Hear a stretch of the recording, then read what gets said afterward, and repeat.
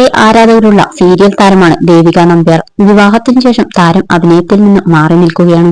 ഗായകൻ വിജയ് മാധവനാണ് ദേവികയുടെ ഭർത്താവ്. അടുത്തിടെയാണ് ദേവിക രണ്ടാമത്തെ കുഞ്ഞിന് ജന്മം നൽകിയത്.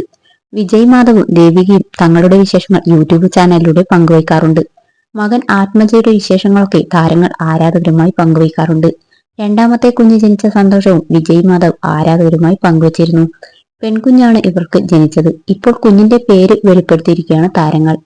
ഡെലിവറിക്ക് മുൻപ് ചെക്കപ്പിന് വന്നപ്പോൾ പോലും ആളുകൾക്ക് അറിയേണ്ടത് രണ്ടാമത്തെ കുഞ്ഞിന്റെ പേരെന്താണ് എന്നായിരുന്നെന്നും അപ്പോഴാണ് ഇത്രയും ആൾക്കാർ കുഞ്ഞിന്റെ പേരറിയാൻ കാത്തിരിക്കുന്നുണ്ടെന്നും തനിക്ക് മനസ്സിലായതെന്ന് വിജയ് മാധവ് പറയുന്നു.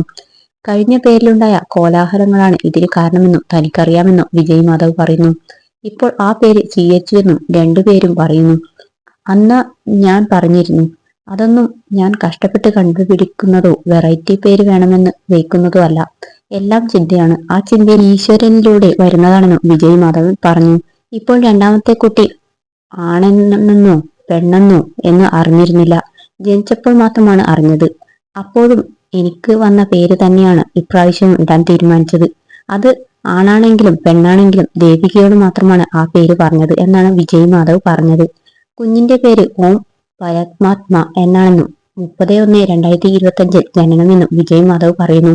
ഈ പേരിന്റെ പേരിൽ ആരും എന്നെ ക്രൂശിക്കരുത്. എല്ലാം ഈശ്വര ചിന്തയിലൂടെ വരുന്നതെന്ന് വിശ്വസിക്കുന്നു. നമ്മുടേതായ ചില വട്ടുകളാണ്. അത് കണ്ടില്ലെന്ന് നിങ്ങൾ നടിക്കുക. ആത്മജയ്ക്കും ഓം പരമാത്മജയ്ക്കും നിങ്ങളുടെ സ്നേഹം വേണമെന്ന് വിജയ് മാധവ് പറയുന്നു. പേര് നല്ലതാണെന്ന് പറഞ്ഞു വിമർശിച്ചും ധാരാളം കമന്റുകൾ വരുന്നുണ്ട്. എന്തു പേരാണ് ഇത്? ആൺകുട്ടിക്ക് പെൺകുട്ടിയുടെ പേരും പെൺകുട്ടിക്ക് ആൺകുട്ടിയുടെ പേരും. മക്കൾ വലുതായി വരുമ്പോഴേ അതിന്റെ വിഷമം മനസ്സിലാകും. കൂട്ടുകാർ ചിലപ്പോൾ കളിയാക്കാൻ ചാൻസ് ഉണ്ട് എന്നിങ്ങനെയാണ് കമന്റുകൾ.